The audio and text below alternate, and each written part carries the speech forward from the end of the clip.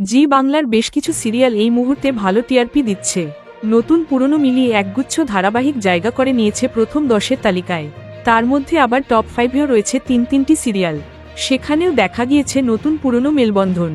একদিকে যখন কিছু কিছু সিরিয়াল কয়েক মাস চলতে না চলতেই বন্ধের মুখ দেখছে, সেখানে কয়েকটি সিরিয়াল বছর ঘুরে গেলেও দিব্যি চলছে রমরমিয়ে।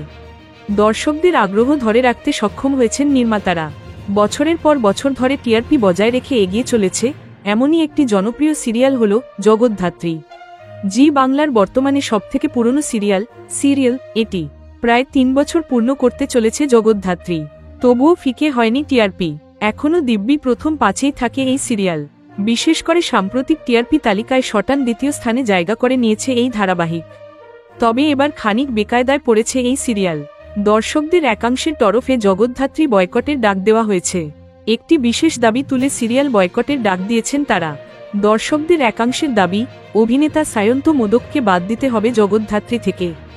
বর্তমানে কাকনের নায়কের চরিত্রে সিরিয়ালে অভিনয় করছেন তিনি, কিন্তু তার ব্যক্তিগত জীবন নিয়ে যে হারে বিতর্ক চলছে, যে সমস্ত অভিযোগ তার বিরুদ্ধে উঠছে, তাতে দর্শকরা রীতিমতো ক্ষুব্ধ। এত অভিযোগ সত্ত্বেও কেন তাকে রেখে দেওয়া হয়েছে সিরিয়ালে, প্রশ্ন তুলছেন অনেকে। সোশ্যাল মিডিয়ায় বিভিন্ন ফ্যান পেজে সায়ন্তকে সরানোর দাবি তুলে জগদ্ধাত্রী এবং ব্লুজ প্রোডাকশন বয়কটের ডাক দেওয়া হয়েছে। সায়ন্তকে সরানো না হলে সিরিয়াল বয়কট করা হবে, এমনি দাবি তুলেছেন অনেকে। তবে এ বিষয়ে নির্মাতাদের তরফে এখনও কোনো মন্তব্য করা হয়নি।